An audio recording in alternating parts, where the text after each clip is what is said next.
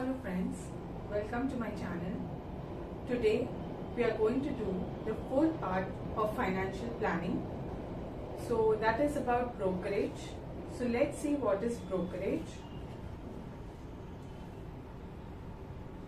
We directly can't go to a stock market and buy and sell shares. Only registered members or organization of the stock market can buy or sell shares on our behalf. So these members are called as the share brokers. So this service which is done by them and the charge which they levy on us is called as a brokerage. Brokerage is paid on the market value of the share. So the important point for us to note was that dividend is calculated on the face value of the share, while brokerage is calculated on the market value of the share.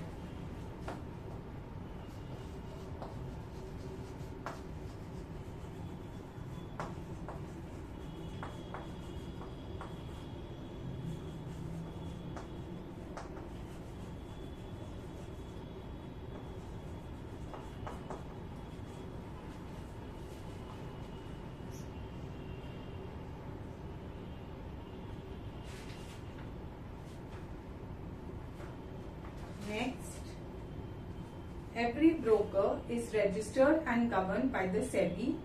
SEBI is Securities and Exchange Board of India. Next, the rate of GST is 18% on the brokerage. You can find the SAC for brokerage services. SAC is the service code which we had seen in the first video. So rate of GST is 18% on brokerage. This you need to remember.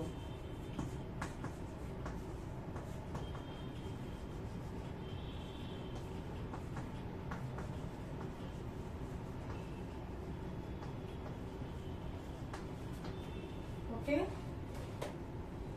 So let's solve the first question.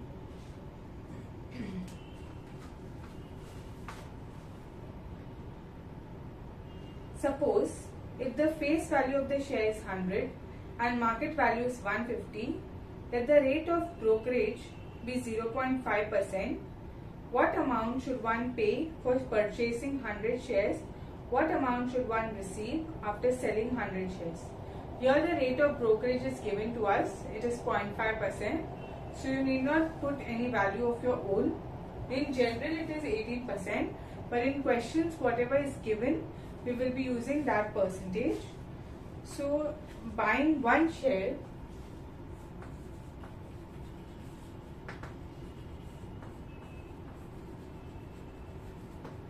is the market value plus the brokerage.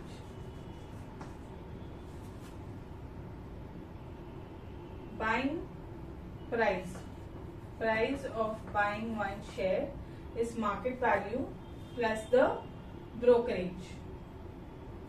So what is given as the market value? 150, and brokerage will be 0.5% of the market value of 150. So it will be 150 plus 0.75, which will be 150.75 rupees. Is the buying price of one share. Next, if someone purchases 100 shares, then total cost will be 150.75 into number of shares, that is 100. So it will be 15075 rupees.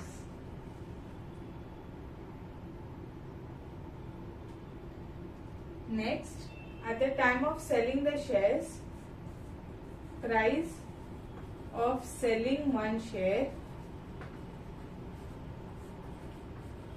is market value minus the brokerage. So market value is 150 minus 0.75 which is the brokerage rate, which is 149.25. So investment return will be 100, that is number of shares, into 149.25, which is 12925 rupees. So whenever you have buying a share, it will be market value plus the brokerage. Whenever you are selling a share, it will be market value minus the brokerage, and total cost will be the value obtained of one share cost into the number of shares. So please note this down.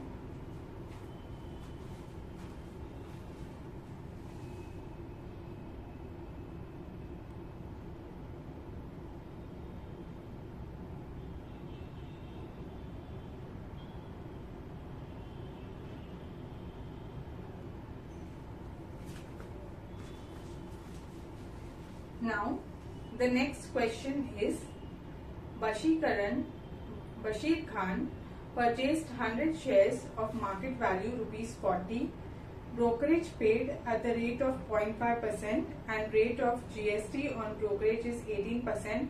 Find the total amount he paid for the share purchase. So value of 100 shares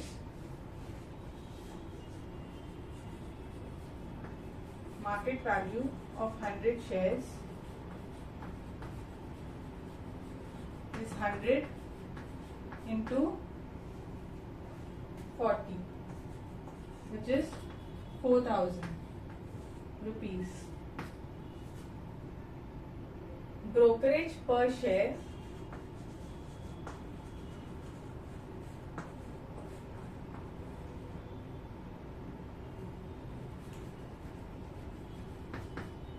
is 0.5% of 4,000. This is total brokerage. All shares, because it's 4,000.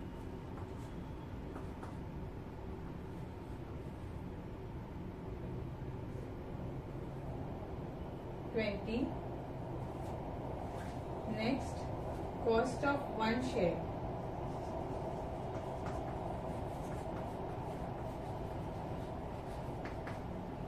Is market value plus the brokerage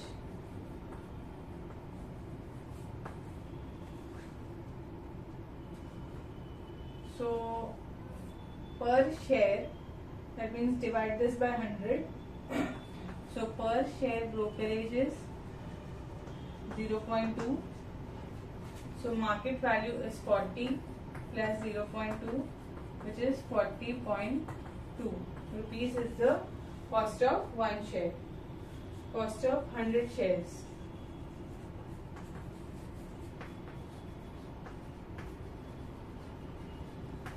Is brokerage on all the shares into the market value of the shares, which is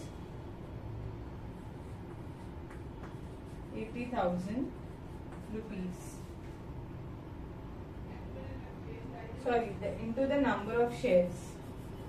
This is into the number of shares. Cost of 100 shares. This is cost of brokerage of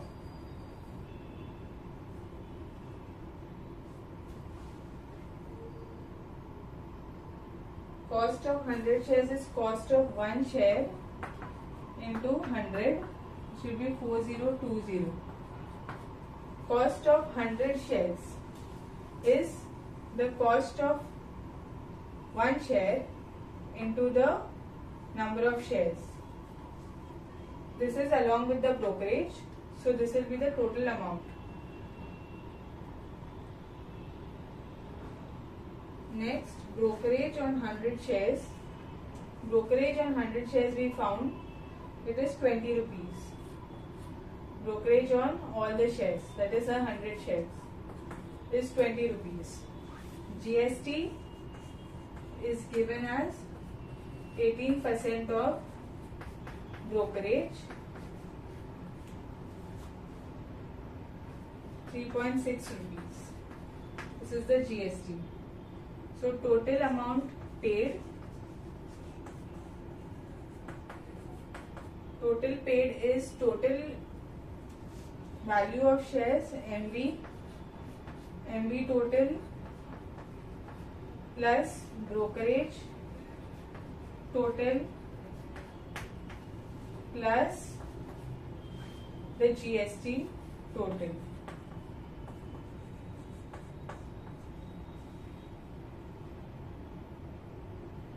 GST on the total brokerage, that is 3.6. So it will be 4020 plus brokerage is 40, brokerage is 20, and this is 3.6. So it will be 4043.6 rupees. So first we find the number of the market value of 100 shares, which will be 40 into 100. 40 is the market value, this is the 100 shares, so this is the total market value. Brokerage on all the shares is 20, so this is the total amount which is getting added here, is 20. Then cost of one share is 0.2. Cost of 100 shares is 40.2, that is 1 share into 100, that is along with the brokerage, that is 4020, it is getting added here. And finally the GST, which is 3.6, is getting added over here.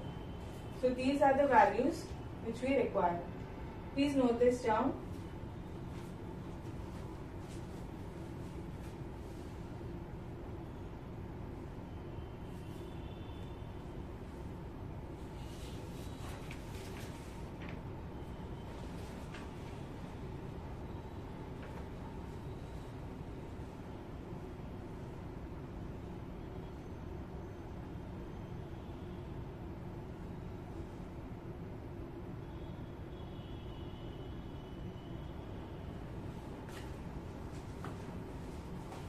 Next question.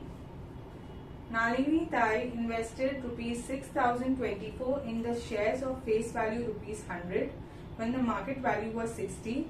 She sold all the shares at market value rupees 50 after taking 60% dividend. She paid 0.4% brokerage at each stage of the transaction. What was the total gain or loss in the transaction? So shares purchased and shares sold will come separately. Shares purchased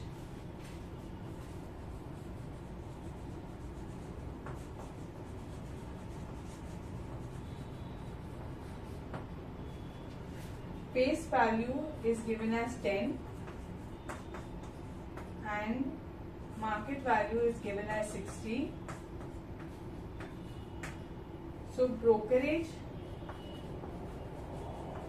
per share will be given on the market value, which is 0.4% of 60.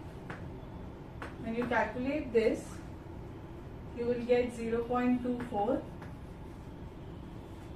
Next, cost of one share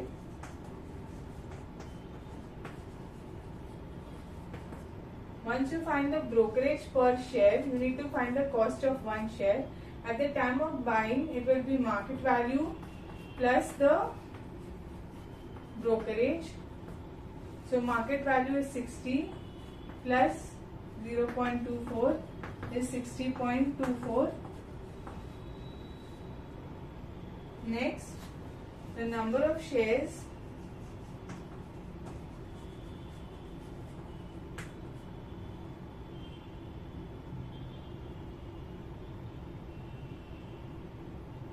is 6024 upon 60.24, which is 100, because this is the total invested amount, and this is the cost of one share with brokerage. So formula here uses total invested amount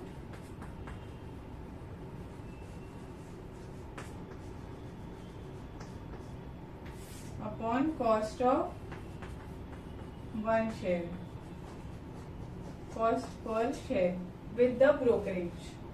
This is the shares purchased. Now for shares sold,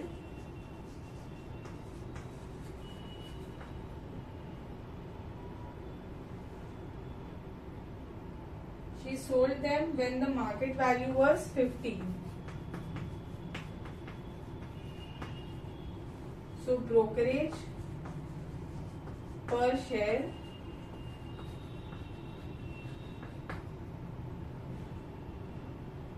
is 0.4% of 50, which is 0.20 after calculation. Selling price per share is market value minus the brokerage, which will be 50 minus 0.2, which is 49.80.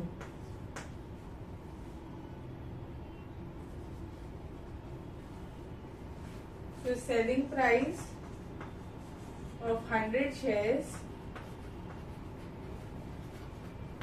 is 4980 per share into 100. Next, dividend is 60% of 10, which is 6 rupees. So this is per share. So dividend of 100 shares will be 600 rupees is the amount received. So the income, so the total income is shares sold plus the dividend, 4980 plus 600,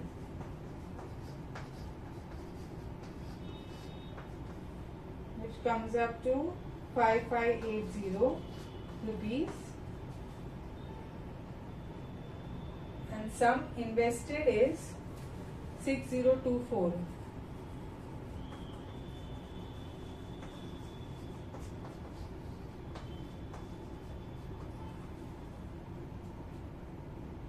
So this is greater than this, so there is a loss. So loss will be 6024 minus 5580, which is rupees 444. So first we found the shares purchased. After getting the shares purchased, we found the total number of shares. From this, amount invested upon the cost price of one share is going to give you the number of shares, that is 100. Then shares sold will be market value. Shares sold at market value rupees 50. Brokerage per share is 0.4 of 50%, which is 0.2. Selling price per share is market value minus brokerage.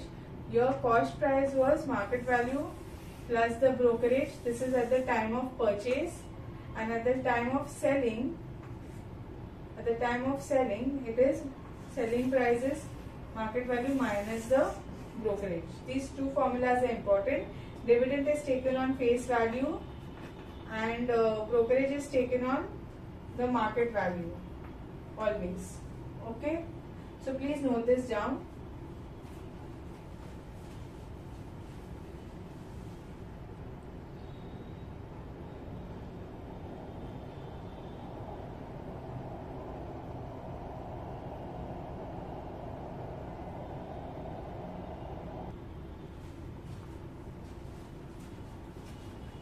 next part, mutual fund is a professionally managed investment scheme usually run by an asset management company. They invest the money given by investors in different schemes: equity fund, debt fund, balance fund, as per the investor's choice. So as we get shares for the investment in share market, we get units when we invest in a mutual fund. So the market value of a unit is called as net asset value. So you should remember what is net asset value. Net asset value is called as NAV. It is the market value of a unit.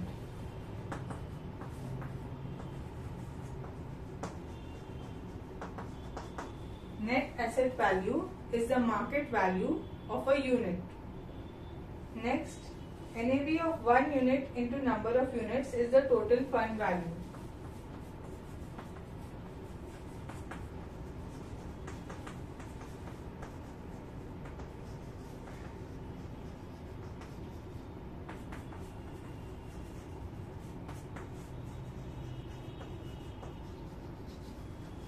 So let us solve a sum based on this formula.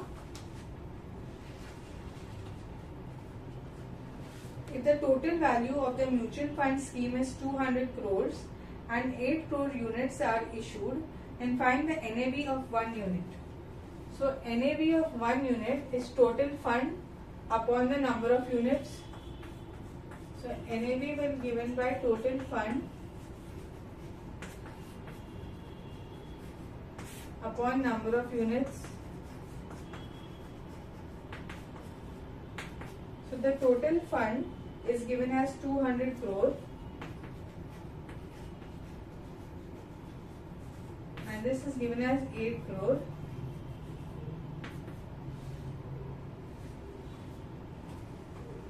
So it is 25 rupees per unit.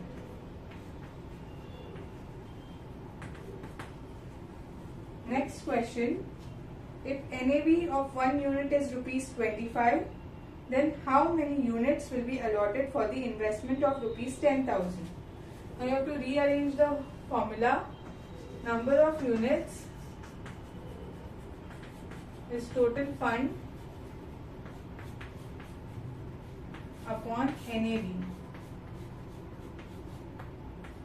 So total funds is given as 10,000 and NAV is given as 25 rupees. So that will be 400 units. So these are the two sums. Please copy this down.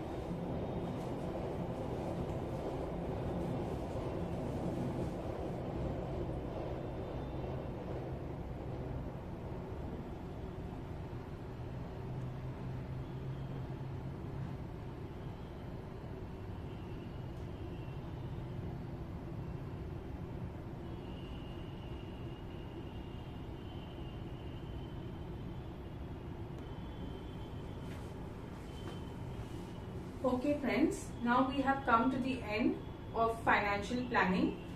This is the 4th part formulae which you need to remember and memorize. Next, I have uploaded the test of linear equations, quadratic equations and arithmetic progression on the website. They are questions from the practice set.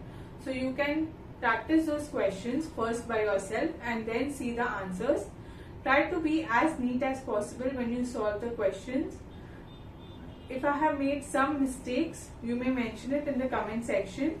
I will try to correct and upload again. So that's all for today. Thank you and all the best.